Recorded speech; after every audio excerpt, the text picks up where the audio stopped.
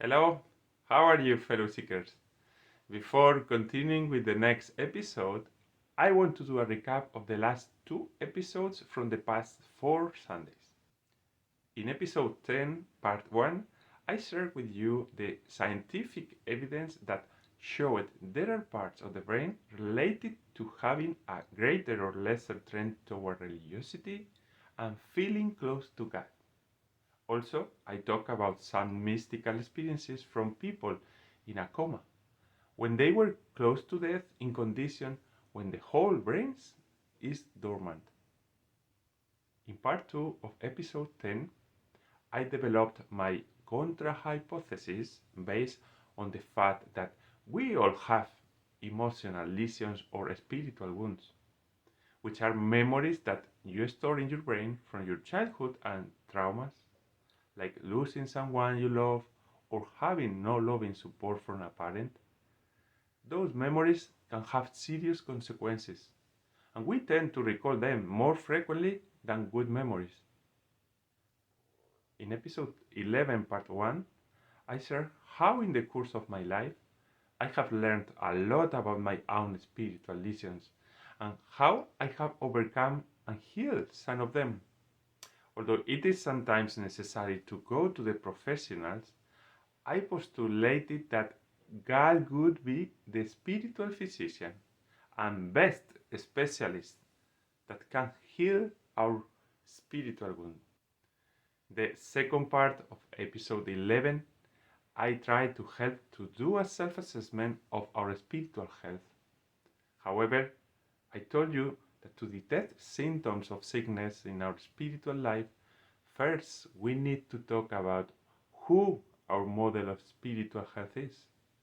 So, if we believe that we are created by a God that is love, and He created us to His own image and likeness, He should be our model, and our objective to love others as He loves us.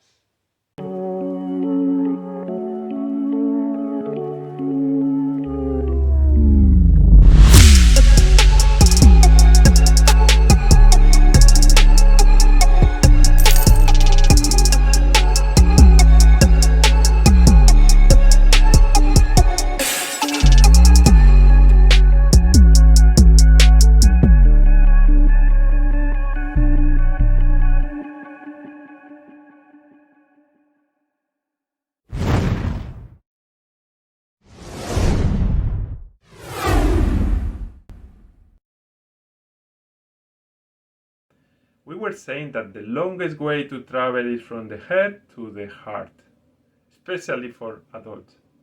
However, I, as a neuroscientist that does research on brain and neurons, I have asked myself the following question. I know that God speaks from the heart and we have to receive it with the heart, but has our brain something to do with a predisposition to have or not have faith, feeling close to God? We all have heard about cases of people that were in coma with clinical brain death, who after recovering claim to have had a great spiritual experience. For instance, near-death experiences where they can see themselves out of their own body and the soul leaving the body, taking flight and then returning, and they can describe in detail what was happening when technically the brain is shut down. Here in these images, you can see the activity of the brain. Red color indicates high activity and the blue color indicates low activity or dormant brain. Black is no activity. About 1 of 10 patients with cardiac arrest in a hospital setting undergoes near-death experience. These powerful mystical experiences can lead to permanent transformation of their lives. Those experiences might be evidence that we don't need the brain to have a religious spiritual experience, or we do. But how about people who have not had that near-death experiences like you and me? Well, looks like we have some clues now that faith may have a special place in the brain. Yes, you heard me well. Faith may have a place in the brain. This is based on the results of a recent study by researchers at Harvard University. They have found a significant correlation between brain lesions and spirituality or religiosity. They have studied between 88 and 101 patients that self-report an increase in spirituality and hyper-religiosity after a brain trauma or lesion.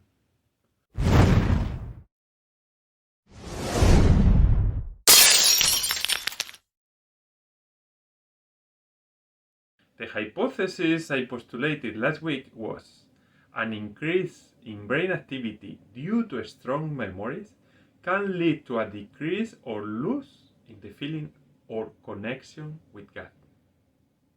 What is the reason?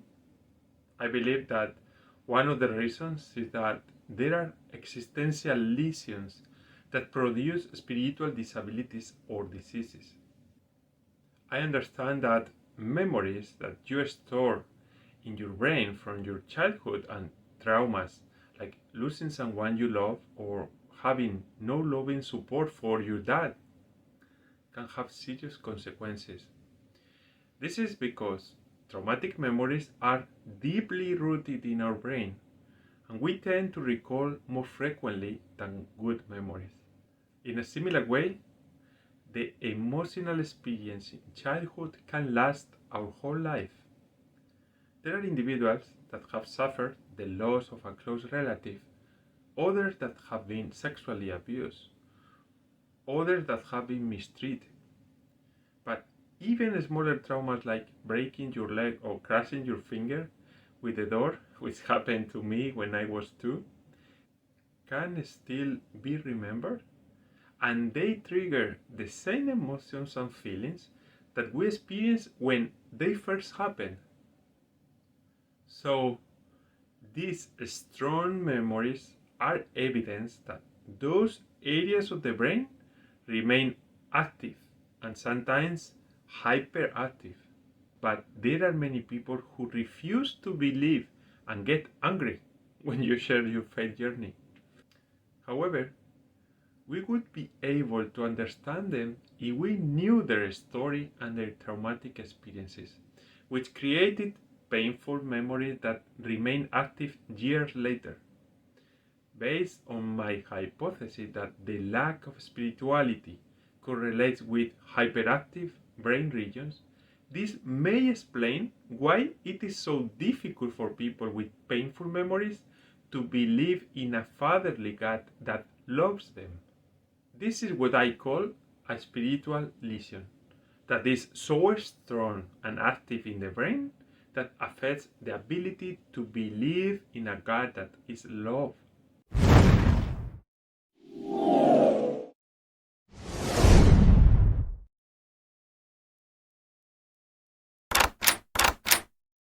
In my life, which is the lab where I have tested all the hypotheses that I'm sharing in this channel, I have learned a lot about my own spiritual lesions and how I have overcome and healed some of them.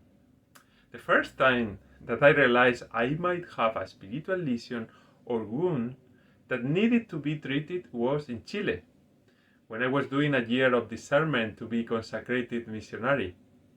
I noticed my inability to do things that I wanted and how my internal peace and joy were decreasing over time. So I made the big decision of going voluntarily to a therapist to get a psychological assessment. I confirmed with a professional that I had emotional spiritual wounds that I had to overcome by following a psychotherapy treatment. If you are able to recognize by yourself that you are wounded, that you want to be cured, and you seek the right tools to be treated, you have already achieved half of the healing process. I invited you last Sunday to reflect on the reading of the Good Samaritan in episode 10, part 2. That man that was stripped of his clothes and severely wounded was close to dying, which is how we may have felt or may be feeling now spiritually.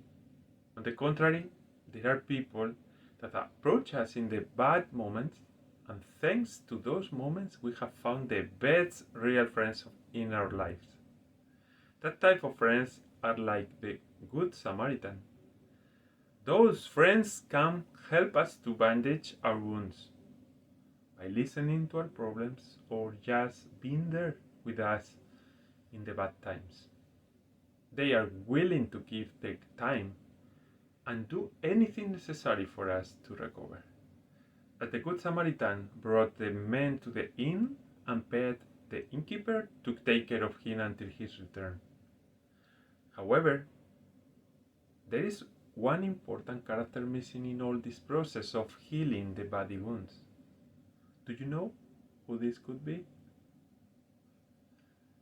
Yes, the physician, the doctor.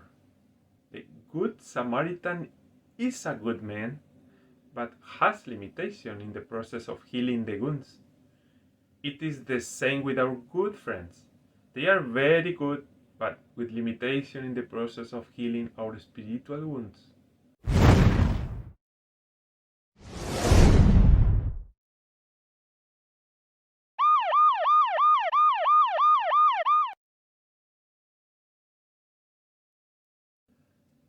Based on the hypothesis that I postulated, God would be the spiritual physician and best specialist that can heal our spiritual wounds. When I invited you to do a spiritual reading of the Good Samaritan, it was believing that our body is not so different from our spirit when we talk about wounds. Research studies demonstrate that up to 94% of hospitalized patients believe spiritual health is as important as physical health.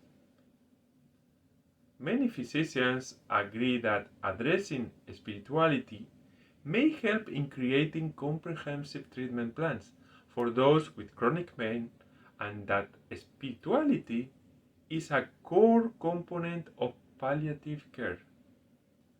As I told you last Sunday, the first step in a healing process is to recognize that I have wounds. If you are used to live with symptoms that you don't pay attention because you may think that you are okay and healthy spiritually, I suggest you do a self-assessment. We may think that we are fine, but as always, all depends on whom I compare with.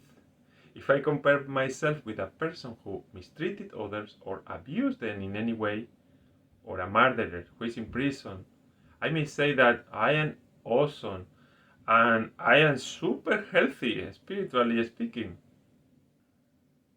When I want to do a self-assessment of my spiritual health, I like to reflect on this verse from this first letter of St. John in the chapter 3. We know that we have passed from death to life because we love each other. Anyone who does not love remains in death. I can tell you that based on that, I realized that I was dead most of my childhood and adolescence. You don't believe me? See this picture. When I was 16, look at my gaze and what it transmits to you. Do not be distracted with my beautiful hair and handsome look. I may have less hair and more wrinkles, but I am immensely more satisfied and filled with peace than ever before. During my seeker journey, I found another seeker that was seeking me with the intention of healing my wounds. I will share more about that spiritual physician and how I started to communicate with him and make appointments. Although not covered by health insurance, most of the treatments are free and effective if you have a little faith and you trust in this unique doctor. I will give you my tips in the next episode. Until then, I leave you with this passage from Mark, chapter 2, verse 17. It is not the healthy who need a doctor, but the sick. I have not come to call the righteous, but sinners. Take care, my friends, and receive a big hug.